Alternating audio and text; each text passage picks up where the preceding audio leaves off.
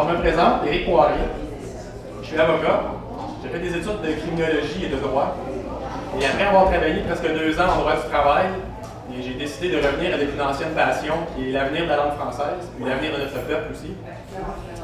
Et justement, je suis en train de terminer un ouvrage sur son contexte juridique, sur le contexte juridique en fait dans lequel elle évolue. Et, le but, c'est de relever les obstacles juridiques que la loi 101 doit vivre et qui l'empêchent d'atteindre son objectif. Et à travers tout ça, bien, je relate l'ensemble des modifications qui ont été apportées à la loi 101 de 1977 à aujourd'hui. La présentation que je propose aujourd'hui, c'est justement ça. C'est le nécessaire pas derrière, que je crois nécessaire, pour comprendre ce qui s'est passé à la loi 101. Quels ont été les points faibles, qu'est-ce qu'on aurait pu faire différemment. Et l'optique, c'est pour les prochaines revendications. Pour ceux d'entre nous, les militants du français, qui veulent mobiliser le gouvernement, qui veulent convaincre le gouvernement d'apporter des modifications à la loi 101, c'est bien beau vouloir apporter des modifications, mais c'est aussi très, très nécessaire de prendre le recul, de voir ce qui va et ce qui ne va pas, et ensuite de ça, de prendre le pas devant. Donc la présentation, c'est justement ça. Donc premièrement, rapidement, ça c'est le projet de 1977.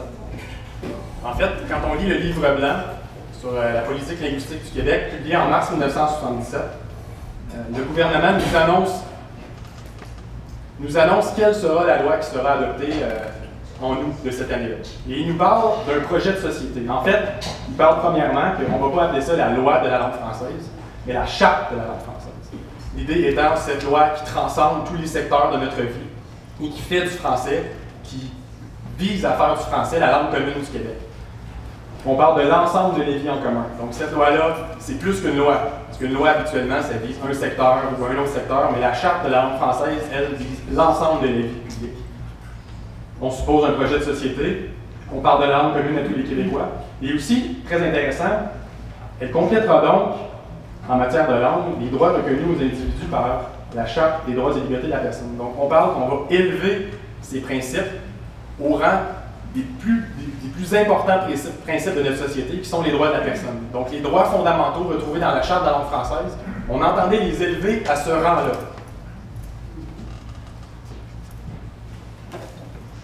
Mais malheureusement, en 1977, l'Assemblée nationale n'a pas le pouvoir de modifier la Constitution canadienne. Elle n'a pas le pouvoir d'enchasser ces principes-là dans la loi supérieure du pays. Donc qu'est-ce qu'elle fait? Bien, elle inscrit ces principes-là dans une loi ordinaire. Une loi ordinaire. C'est très important de garder ça en tête parce que c'est ce qui va expliquer la suite des choses. Donc là, on parle d'un projet qui s'applique à l'ensemble de la vie en commun. On ne parle pas d'une loi, on parle d'une charte. Mais dès les premières années, étant donné qu'elle n'est pas dans la loi constitutionnelle, mais qu'elle est bien une loi ordinaire, eh bien, elle doit vivre avec le principe central de la Constitution canadienne, qui est le fédéralisme canadien et le partage des compétences. Donc, on vise l'ensemble de la vie en commun, mais fédéralisme et partage des compétences obligent.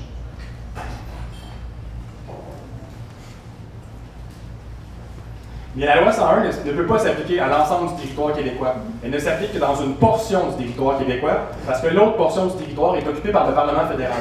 Donc on pense par exemple à une question qui relève du Parlement fédéral, comme la citoyenneté. Et le Parlement fédéral peut décider qu'une personne peut devenir citoyenne canadienne au Québec en passant un test oral et écrit d'anglais seulement. Elle n'a pas besoin de démontrer aucune connaissance de la langue française pour devenir citoyenne.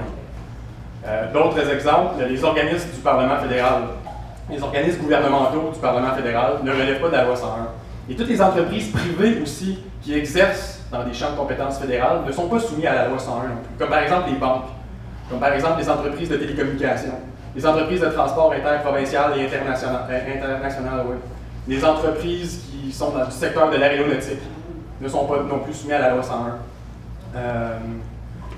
Les ports, les aéroports, tous ces secteurs-là qui se trouvent sur le territoire québécois ne sont pas soumis à la loi 101. Donc là, on nous parle d'un projet qui va transcender l'ensemble de la vie en commun, mais tout ce qui se trouve du côté gauche, eh bien, la loi 101 ne s'applique pas.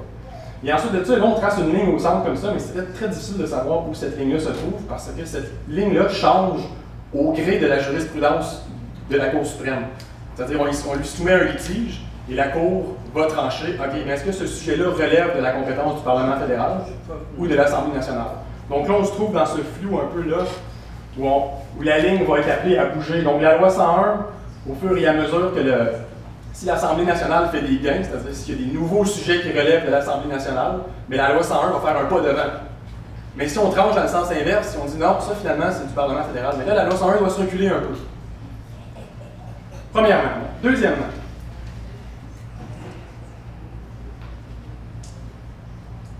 bon, la loi 101 en 1977, on va prendre des questions à la fin, on prend des questions? Oui, d'accord. Ouais. La loi 101 en 1977 entendait faire du français la langue officielle de l'Assemblée nationale et des tribunaux québécois. Donc, elle entendait que seules les versions françaises des lois étaient les versions officielles, seules les versions françaises des règlements étaient les versions officielles.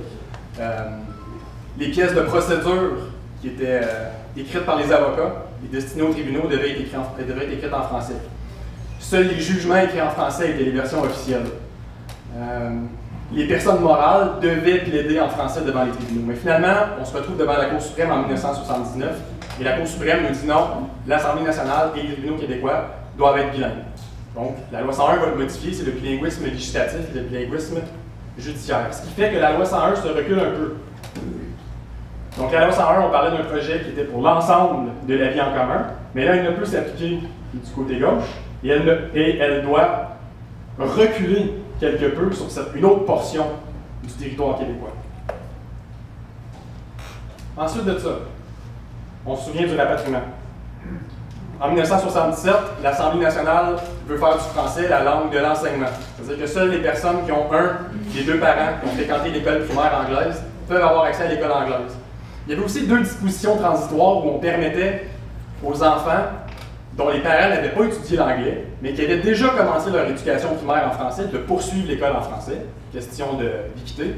Il y avait aussi, autre disposition transitoire, les gens qui étaient arrivés au Québec avant l'adoption de la Charte de la langue française et qui avaient eux-mêmes été à l'école à l'extérieur du Québec, en anglais, pouvaient envoyer leurs enfants à l'école anglaise. Donc il y avait une disposition qui est la clause Québec et deux dispositions transitoires. Donc, on a l'histoire, le rapatriement, le Québec s'y oppose, mais a pleinement force de loi au Québec. Et en 1984, la Cour suprême dit vous devez inclure la clause Québec, la clause Canada, désolé, dans la loi 101. Et ensuite de ça, en 2005 et en 2009, la Cour suprême qui dit les dispositions transitoires doivent devenir des dispositions permanentes, ce qui explique en très très grande partie le phénomène des écoles passerelles. Donc, la loi 101 recule encore. Ensuite, la loi 101 entendait faire du français la langue normale et habituelle du commerce et des affaires. Et elle prévoyait un unilinguisme souple, je reviens là-dessus, un unilinguisme souple en matière d'affichage, de publicité commerciale et d'utilisation des noms d'entreprise. Unilinguisme souple parce qu'elle visait en très très grande partie les grandes entreprises, les Walmart et McDonald's de ce monde, etc. Parce que, par exemple, une église pouvait afficher seulement dans la langue qu'elle voulait. On ne visait pas le religieux. On ne visait pas non plus un petit dépanneur de 5 employés qui, lui, pouvait afficher en anglais et en français. On ne visait pas non plus un commerce qui s'adressait à une communauté ethnique particulière. Lui, il pouvait afficher en français et dans la langue de la communauté en particulier. Donc, la loi 101, quand je parle, c'est juste parce que souvent j'entends le bilinguisme français de la loi 101, c'était aberrant, c'était la... Mais quand on lit vraiment, on se rend compte qu'il y avait plein d'assouplissements comme ça. Puis en bout de ligne, la loi 101, mon opinion à moi, c'était quand même un équilibre sensé où on disait, les grandes entreprises, on ne voit pas pourquoi est-ce qu'on vous accorderait le droit d'afficher dans une, deux, trois langues. Vous êtes au Québec, c'est la langue commune, donc vous allez afficher en français. Mais là, le rapatriement, on s'en souvient, on va en chasser des principes auxquels le Québec va s'opposer, mais la loi 101, le rapatriement a pleinement force et est pleinement influent au Québec, malgré l'opposition de l'Assemblée nationale. Donc, on va demander, vous ne pouvez pas demander aucun unilinguisme dans la loi 101. Donc, le commerce et les affaires peuvent être bilingues complètement, il n'y a rien qu'on peut faire. Ensuite de ça, il reste 2 points. Donc là, c'est ça, c'est que là, pour reprendre les graphiques, c'est que cette loi qui devait s'appliquer à l'ensemble de la vie en commun, finalement, recule d'un côté parce que c'est les compétences du Parlement fédéral, Ensuite de ça, on a le bilinguisme législatif et judiciaire, Clause Canada, les écoles passerelles, le bilinguisme dans le commerce et les affaires. Et là, ensuite de ça, on se souvient que l'Assemblée nationale a adopté une loi ordinaire. Donc, quand elle se retrouve devant les tribunaux, on va lui donner une interprétation qu'on confère à une loi ordinaire. Donc, on va lui donner une interprétation restrictive littérale. Souvent, la Cour va venir dire bien, il y a certains principes qui sont purement déclaratoires et symboliques. Donc, on ne va pas lui donner force de loi. Je peux vous donner plusieurs exemples. Par exemple, dans le domaine du travail. Petite mise en contexte, il y a une employée qui se fait congédier en anglais, seulement en anglais, oralement, et le jour suivant, elle reçoit une lettre uniquement en anglais, vous êtes congédié, venez ramasser vos affaires. Seulement en anglais. Donc elle va contester le congédiement, pour dire, au Québec, mon employeur doit s'adresser à moi en français, donc le congédiement est illégal. Mais là, la Cour va se retrouver avec une disposition, c'est l'employeur exige dans la langue officielle les communications qu'il adresse à son personnel. Donc, l'employeur rédige dans la langue officielle les communications qu'il adresse à son personnel. Donc là, la Cour va se demander qu'est-ce que le mot personnel veut dire. Est-ce qu'il veut dire lorsque l'employeur s'adresse à l'ensemble des employés ou si c'est lorsqu'il s'adresse à un seul employé? Donc là, il va y avoir un gros débat à savoir, OK, personnel, qu'est-ce que le législateur voulait dire? Finalement, la Cour va statuer que si le législateur avait voulu dire, lorsque c'est un employé individuel, il l'aurait dit. Il ne l'a pas dit, donc personnel veut dire l'ensemble des employés. Donc, l'employeur est forcé à utiliser le français lorsqu'il s'adresse à l'ensemble de ses employés. Dans ce cas-là, on congédiait une personne individuellement, donc le congédiement est légal. Autre exemple, encore de l'interprétation, c'est pour illustrer l'interprétation restrictive. C'est-à-dire qu'on se trouve dans ce bloc-là, mais on tend à ne pas y donner une pleine valeur. Autre exemple,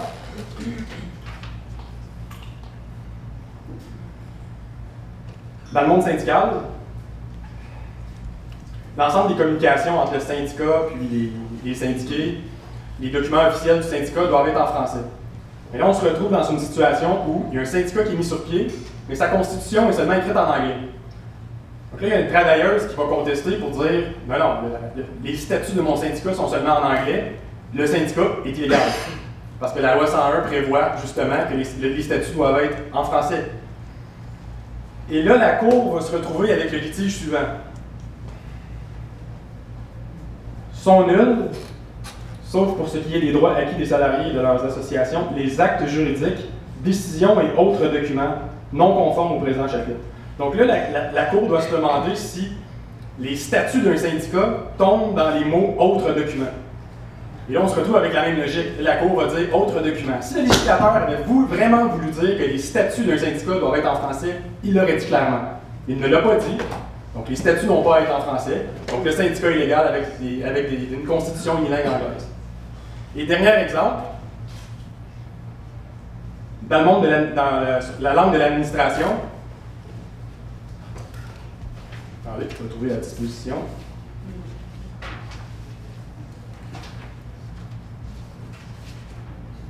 Ah, c'est loin, hein? Des fois, c'est pas facile. Bon, c'est que certains organismes de l'administration, comme par exemple les municipalités, les hôpitaux et les commissions scolaires, peuvent recevoir un statut bilingue qu'on appelle. Le statut bilingue, ça leur permet d'afficher en anglais et en français, ça leur permet d'avoir une dénomination en anglais et en français, ça leur permet de communiquer à l'intérieur dans leur communication en anglais et en français, ça leur permet de communiquer bilingue entre les institutions bilingues. Et pour recevoir cette reconnaissance-là, l'institution, l'organisme du gouvernement doit démontrer qu'elle dessert une majorité de gens d'une langue autre que française. Donc là, dans les années 90, l'Office va retirer la reconnaissance de statut bilingue à une municipalité pour dire « La démographie a changé, vous ne desservez plus en majorité des gens de langue maternelle anglaise. » Mais il y a des francophones qui avaient déménagé entre-temps et des allophones. Donc, étant donné que la composition de la municipalité n'est plus de majorité langue maternelle anglaise, on vous retire votre statut bilingue. Et là, ça va être contesté devant les tribunaux. Il y a Alliance Québec aussi qui va intervenir.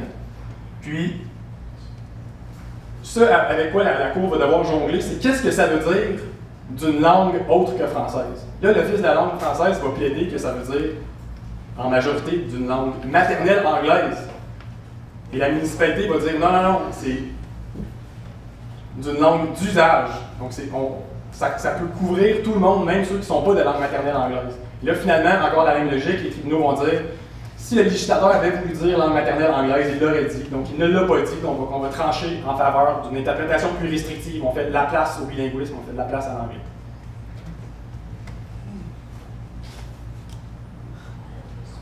Et enfin, là, ce point-là est un petit peu plus théorique, mais son importance est à venir. En 1999, un important jugement de la Cour suprême, le juge est un inconnu, Michel Bastarache. C'est une farce. Et ce qu'il va dire dans ce jugement-là, en fait, c'est que l'idée de protection des minorités linguistiques de langue officielle à l'intérieur de la province, c'est le fondement du Canada. Les minorités linguistiques de langue officielle à l'intérieur de la province, ça c'est les francophones hors Québec et les anglo-québécois. Les Québécois francophones ne profitent pas de cette interprétation-là de la Constitution. En fait, le Canada a été mis sur pied et il y avait un grand souci, selon la Cour suprême, de protéger les minorités linguistiques de langue officielle à l'intérieur des provinces. Donc, ce que M. Bastarache, ce que M. le juge Bastarache va venir dire, c'est que lorsqu'on se retrouve à lire une loi ordinaire, comme la loi 101, lorsqu'il y a des exceptions dans la loi, où la règle étant le français, l'exception étant l'anglais ou le bilinguisme, lorsqu'il y a des exceptions, il faut donner à ces exceptions-là une interprétation large, une interprétation généreuse, une interprétation libérale pour justement remplir le mandat du Canada, ou un des mandats du Canada, qui est de protéger les minorités linguistiques de langue officielle à l'intérieur de la province. Donc, là où ça brouille les cartes,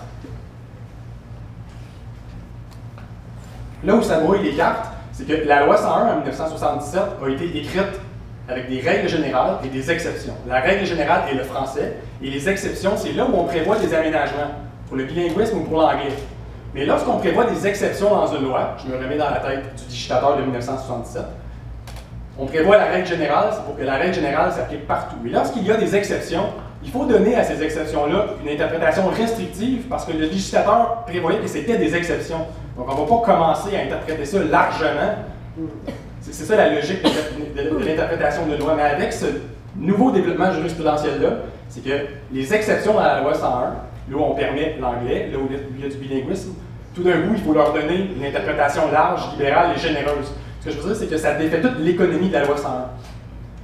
Présentement, cette nouvelle règle-là ne s'est jamais retrouvée devant les tribunaux québécois, mais elle s'est retrouvée en Ontario. Et ce qui a permis, par exemple, lorsque le gouvernement ontarien a voulu fermer l'école, l'hôpital Montfort, au début des années 2000, le gouvernement ontarien a décidé qu'il allait fermer la seule hôpital francophone de l'Ontario, mais qu'il allait donner des services en français un peu partout autour, à la pièce, à ceux qui le demandent. Et en vertu d'une interprétation généreuse et libérale pour les droits des minorités linguistiques à l'intérieur de la province, on a empêché la fermeture de l'hôpital Montfort. Donc, c'est intéressant, sauf que là, les deux principes s'appliquent à des minorités qui sont dans une situation démographique ou démolinguistique ou géopolitique complètement différente. Donc, on met sur le même pied les minorités hors Québec, les minorités françaises hors Québec et les anglo-québécois qui vont pouvoir bénéficier de cette même interprétation-là. Ça s'est pas retrouvé devant les tribunaux encore, mais peut-être dans ma prochaine présentation, j'aurai des exemples. Donc, tout simplement pour récapituler, cette loi qui doit s'appliquer à l'ensemble du territoire québécois, à l'ensemble de l'élite en commun, qui doit faire du français la langue commune, finalement ne s'applique pas à gauche parce que ça relève du Parlement fédéral. Bilinguisme législatif, bilinguisme judiciaire, clause Québec, école passerelle, bilinguisme, commerce et affaires, interprétation restrictive idéale en matière de travail, francisation des entreprises, en matière de langue de l'administration publique, et finalement, ce dernier bloc qui vient d'être ajouté il n'y a pas si longtemps, où les exceptions de la loi 101 devront retrouver une interprétation généreuse. Et je termine, je prends des questions dans deux secondes. Par rapport au changement, vu que là, il y a peut-être des militants parmi vous qui veulent pousser un peu pour que la loi 101 soit renforcée,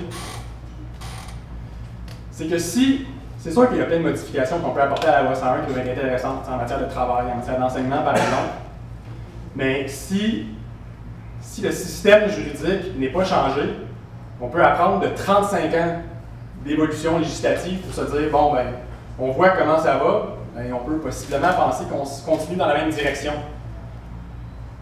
Donc, il faudrait réfléchir aussi à apporter des changements à ce système-là si on veut modifier l'équilibre.